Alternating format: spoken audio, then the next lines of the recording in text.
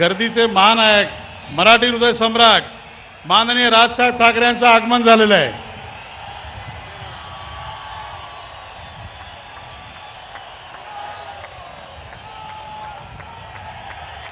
नेहमीच्या प्रथेप्रमाणे आज थोडा फाटा देण्यात आला आहे।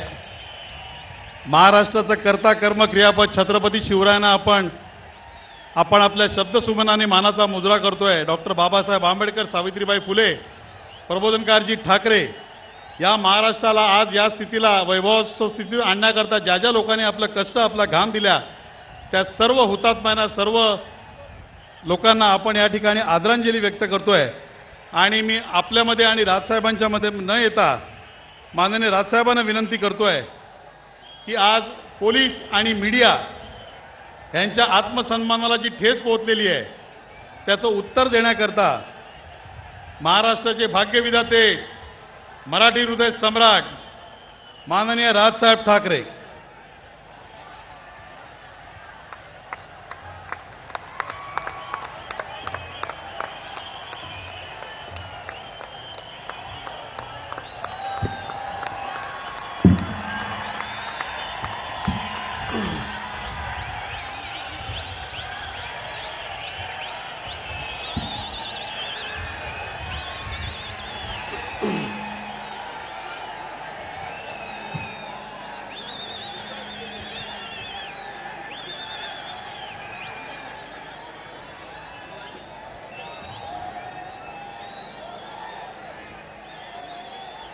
जमलेल्या माझ्या सर्व मराठी बांधवांनो, भगिनींनो आणि मातांनो,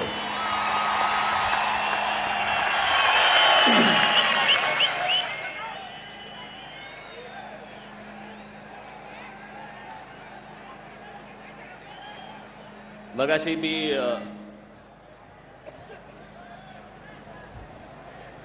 गिरगाव चौपाटीच्या इथे मोर्चात सामील झालो।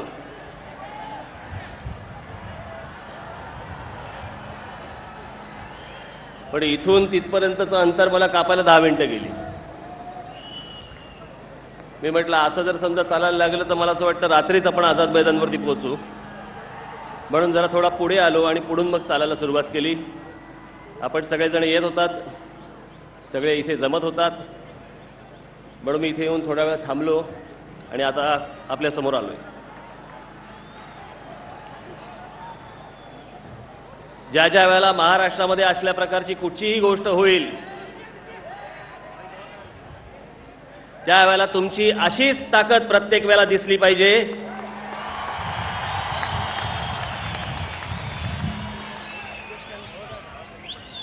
मग महाराष्ट्रातलं पोलीस खातं असेल, प्रसार माध्यम असतील किंवा अजून काही असेल, महाराष्ट्रातला मराठी माणूस असेल, याच्याकडे परत वाकडा डोळा करून बघायची कोणाची हिंमत होता कामा नये, एवढी ताकद प्रत्येक वेळेला दिसली पाहिजे।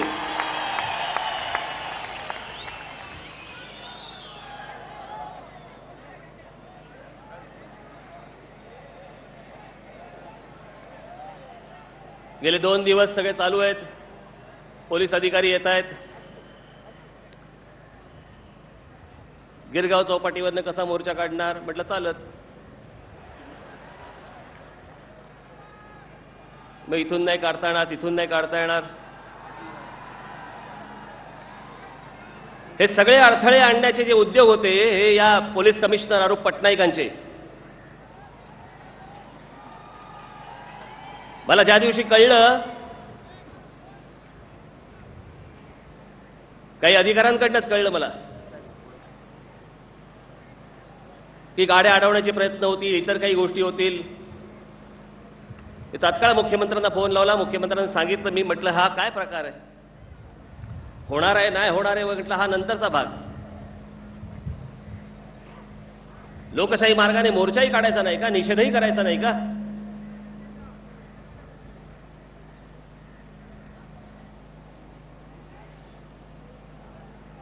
ही प्रत्येक ठिकाणी कसली अडवणूक?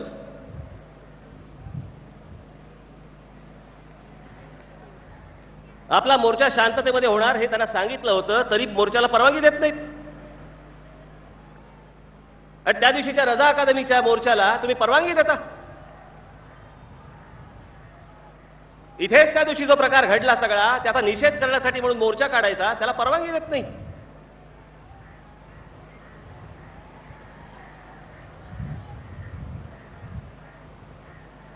ते आमचे आर पाटील, कायदा सुव्यवस्था जो बिघडवेल त्याला आम्ही बघून घेऊ. अरे मग त्या दिवशी काय घातलं होतं, शेपूट?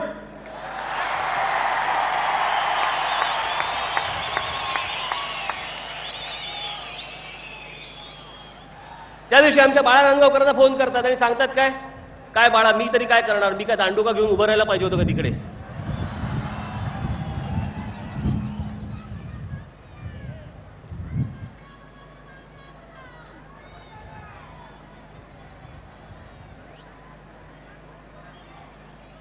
एक बाउंड्री लाईन असते, एक सीमारेषा असते.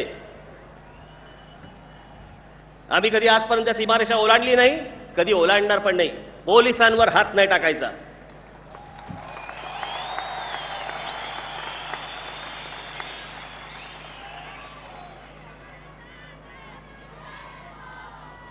उद्या तुम्ही पोलिसांचं मानसिक खच्चीकरण केल्यानंतर सर्वसामान्य माणसाने जायचं कोणाकडे, कुठे जायचं? उद्या पोलिसही म्हणतील बाबा आम्हाला नको झंझट, नको, तुम्हाला काय करायचं ते करा. हे असं काय राज्य चालतं? आणि हे पोलीस कमिशनर अरूप पटनाईक तिथे जे गुन्हेगार पकडले होते त्या गुन्हेगारांना ज्याला पकडल्यानंतर तिथल्या डीसीपीला सांगतात बास्टर्ड, त्याला सोडून दे. गुन्हेगारांना सोडायला सांगता तुम्ही.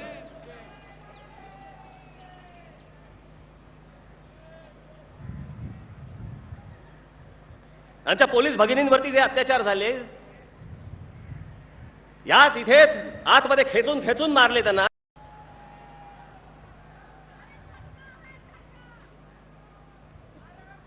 हे सगळे जण आमचे मराठी पोलीस कॉन्स्टेबल सगळे मार खात आहेत, आदेश नाही.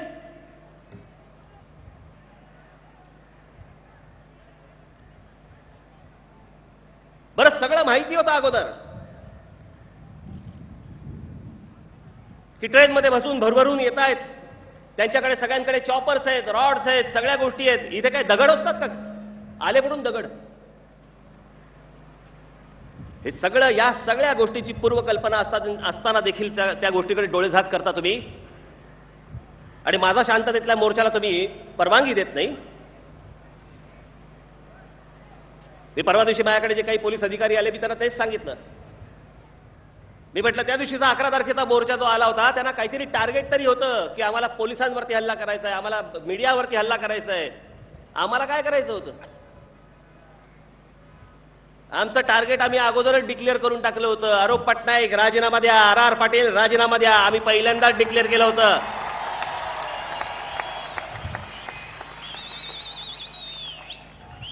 आम्ही काही इथे आज गाड्या फोडायला नाही आलोय किंवा जाळपोळ करायला नाही आलोय. करायची इच्छा पण नाही. आणि करू तर कोणाच्या करू? आमच्याच.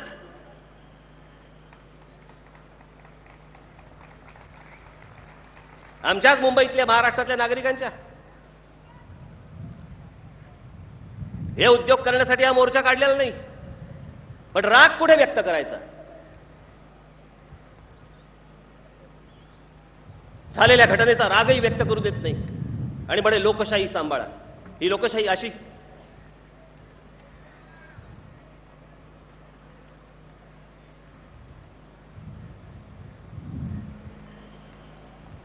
त्या रजा अकादमीच्या मोर्चाचा ट्रॅक रेकॉर्ड काढून बघा.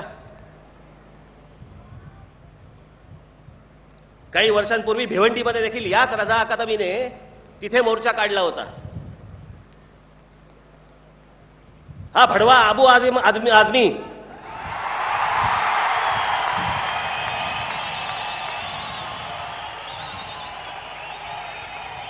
अरे तिकडे जाऊन भाषण दिलं, भडकाऊ भाषण दिलं. नोटिसा मला बजावता, भडकाऊ भाषण करू नका, भडकाऊ भाषण करू नका. तिकडे तो अबू आझमी जाऊन तिकडे भडकाऊ भाषण केलं. 2 कॉन्स्टेबल्सच्या डोक्यामध्ये त्यांनी दगड मारून ठेचून त्याची गुप्तांग कापून जळत्या बसमध्ये फेकून दिलं. ते रे चाललं तुम्हाला? आणि मला मोर्चाला परवानगी देत नाही तुम्ही.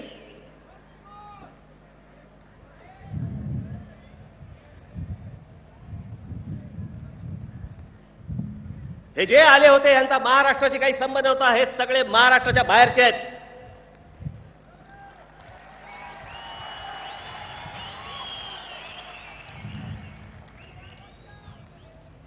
त्या दिवशीच्या सगळ्या घटना घडल्यानंतर हा पासपोर्ट सापडलाय बांगलादेशचा, या इथेच सापडलाय.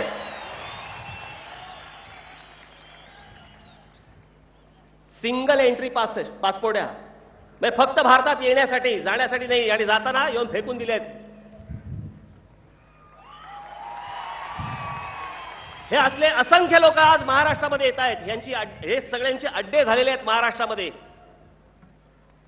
मला एका गोष्टीचं उत्तर द्या, योगायोग कसला योगायोग? 92ला ज्यावेळेला बाबरी मशीद पडली, ती बाबरी मशीद पडल्यानंतर त्याची प्रतिक्रिया कुठे उमटली? मुंबईत. अख्ख्या देशभर कुठे प्रतिक्रिया उमटली नाही त्याची, मुंबईमध्ये उमटली. परवा दिवशीचा देखील या वेळेला इथे जो 11 तारखेला मोर्चा झाला, तो मोर्चा इथे झाल्यानंतर जो काही धुडगूस घातला गेला, तो धुडगूस घातल्यानंतर परत जो मोर्चा झाला तो लखनौमध्ये झाला, उत्तर प्रदेशमध्ये झाला. ती एक घटना ज्या वेळेला उत्तर प्रदेशमध्ये घडली त्याची रिॲक्शन मुंबईमध्ये आली, ही मुंबईमध्ये घडलेली रिॲक्शन, ह्याची रिॲक्शन परत लखनौमध्ये आली. भारतामध्ये दुसरी राज्य नाहीत काय? याचं कारण हे सगळे तिथून येत आहे. इथे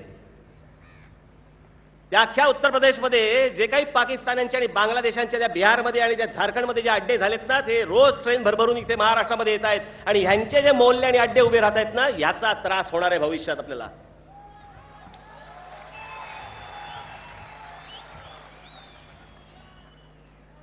नाही तर मला सांगा, तो अबू आझमी 2-2 मतदारसंघात महाराष्ट्रात निवडून येतो, 2-2 मतदारसंघात. महाराष्ट्रातल्या कुठच्या राज्यकर्त्यांनी, कुठच्याही नेत्याने महाराष्ट्रात 2 मतदारसंघामध्ये निवडून यावं? हा 2 मतदारसंघांना निवडून येतो. याचं कारण ते सगळे जे मतदारसंघामधले जेवढे लोक आहेत, हे सगळे बाहेरून आलेले लोक आहेत, ते याला मतदान करतात. त्या दिवशी पोलीस फायरिंग इथे झालं, शेवटी करावं लागलं. ते करताना जो गेला त्याला अबू आझमीने 1.5 लाख रुपये दिले. मग आमच्या पोलिसांना का नाही दिले?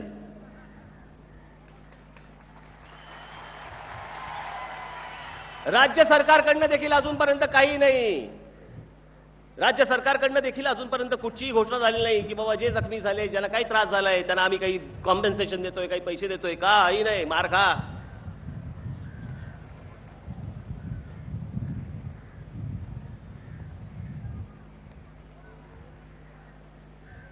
त्यावेळेला का नाही उठले आर पाटील? आम्हाला धमकवता? बरं, आम्हाला आता धमकून का उपयोग? जायची वेळ आली.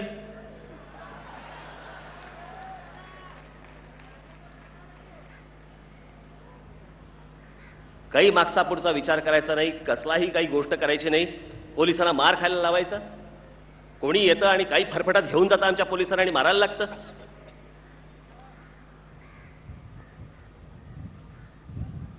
परवा दिवशीचा उत्तर प्रदेशमधला जो मोर्चा, काय तर त्यांनी दंगा केला, तिकडे तोडफोड केली सगळे. ते उतरलेले देखील तिकडचे सगळे पाकिस्तानातले मुसलमान किंवा बांगलादेशातले मुसलमान सगळे रस्त्यावरती आले. काय केलं? गौतम बुद्धाच्या मूर्तीची विटंबना केली. सगळ्यांनी पाहिलं, फोटो पाहिले, टेलिव्हिजनवर पाहिलं. कुठे गेल्या मायावती? कुठे गेला तो रामदास आठवले? कुठे गेले ते रासू गवई? कुठे गेले प्रकाश आंबेडकर? का तोंड बंद का ठेवली आता तुम्ही?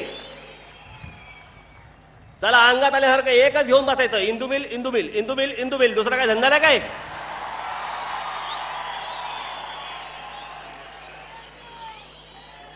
काय इंदू मिल मध्ये बांधायचं काय बंगला? आता का नाही बोलत?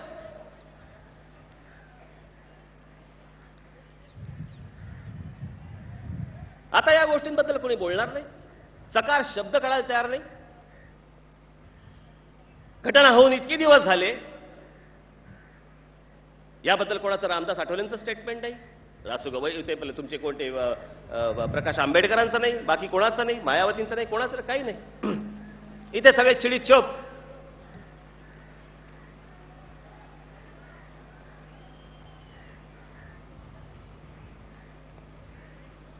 हे मुंबई पोलीस कमिशनर ते त्यांचे फेवरेट एक ढोबळे त्या दिवशी हॉकी स्टिक घेऊन कुठच्या तरी त्या कुठच्या ज्यूस सेंटर बार काय ज्यूस सेंटरमध्ये गेले कुठेतरी अमर ज्यूस सेंटर काय जागा आहे का हॉकी घेऊन जायची बायका पोरांना घेऊन गेलो समजू शकतो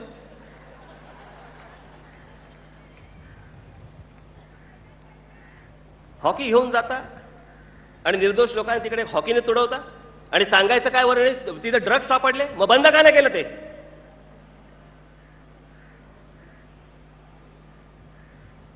आणि हे मूर्ख तुमचे पोलीस कमिशनर तो आरूप पटनाईक काय सांगतायत हॉकी खेळायला गेले होते जाता जाता तिकडे गेले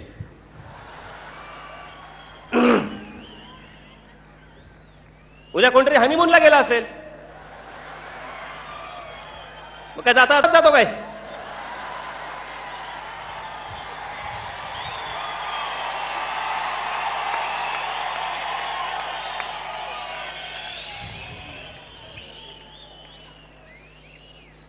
यांची पाठराखण करणार कारण हे यांचे फेवरेट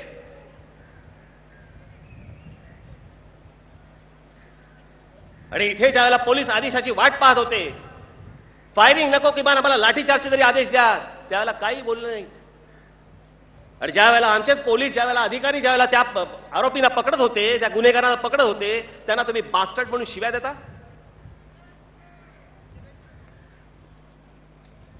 पोलिसांचं मनोधैर्य खच्ची करता तुम्ही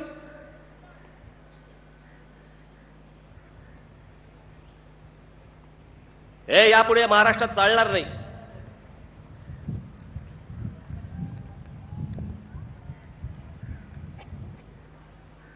मी आर पाटील आरूप पटनाईक मला फक्त यांना एवढंच सांगायचं या गोष्टीचं थोडीशी जर लाज उरली असेल ना थोडीशी तर स्वतःहून राजीनामे देऊन मोकळे व्हा थोडीशी जरी लाज उरली असेल तर गेल्या 2 दिवसापासून काही वर्तमानपत्रांमध्ये सुरू झालं होतं राज ठाकरे यांची महाराष्ट्र नवनिर्माण सेना आता हिंदुत्वाकडे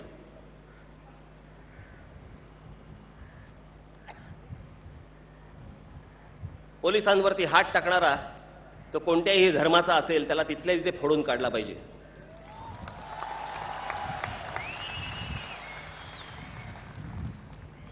माझ्या आमदारावरती ज्यावेळेला फोडून काढायचे आदेश दिले हर्षवर्धन जाधव आलेत का त्या हर्षवर्धनला ज्यावेळेला फोडून काढला त्याला आदेश दिले त्याशिवाय फोडून काढला का हो पण ज्यावेळेला मी सभा घेतली त्यावेळेला मी त्या सभेमध्ये देखील हेच सांगितलं होतं की हर्षवर्धन काही झालं तरी पोलिसांवरती हात नाही उगारायचा त्यांच्यावरती हात नाही उगारायचा हा कुठच्या धर्माबिर्माचा विषय नाहीये जे पोलीस अधिकारी जे कॉन्स्टेबल्स होते ज्या माझ्या भगिनी होत्या महिला ते माझे सगळे मराठी बांधव होते माझ्या सगळ्या मराठी भगिनी होत्या त्यांच्यासाठी म्हणून मी आज रस्त्यावरती इथे आलोय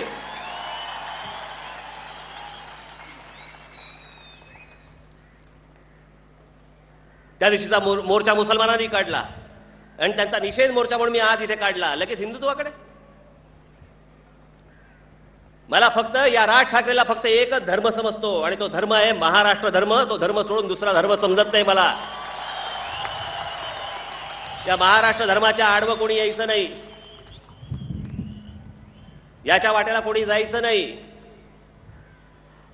आणि हा आजचा जो मोर्चा आहे हा मोर्चा फक्त सर्व पोलिसांचं मनोधैर्य फक्त वाढवण्यासाठी त्यांना पाठिंबा देण्यासाठी त्याचबरोबर हे आपले प्रसार माध्यम इथे सगळे आहेत यांच्या ज्यांच्या गाड्या फोडल्या त्या सगळ्या काय जाळल्या ज्या फोटोग्राफर्सना मारले त्या सगळ्यांना पाठिंबा देण्यासाठीचा हा आजचा हा मोर्चा आपण इथे काढलेला आहे या मोर्चाला तुम्ही सगळ्यांनी जो प्रचंड प्रतिसाद दिला त्यासाठी म्हणून मी तुम्हाला धन्यवाद सगळ्यांना देतो ज्या ज्या वेळेला हे परत अशा गोष्टी घडतील त्यावेळेला याच ताकदीने उभं राहायचंय जाताना आत्ता सर्वांनी जाताना आपल्याकडनं कोणतीही विचित्र कुठलीही घटना घडणार नाही याची पूर्ण दक्षता आपण सर्वांनी घ्यायची आहे नीट व्यवस्थित जिथून आला तिथे शांतपणे आपापल्या गाडीबंद परतायचं आहे परत ज्या वेळेला हाक देईन त्यावेळेला तुम्ही देखील या हाकेला अशीच ओ द्याल अशी एक आशा बाळगतो आणि आपण सर्वांची मी रजा घेतो जय हिंद जय महाराष्ट्र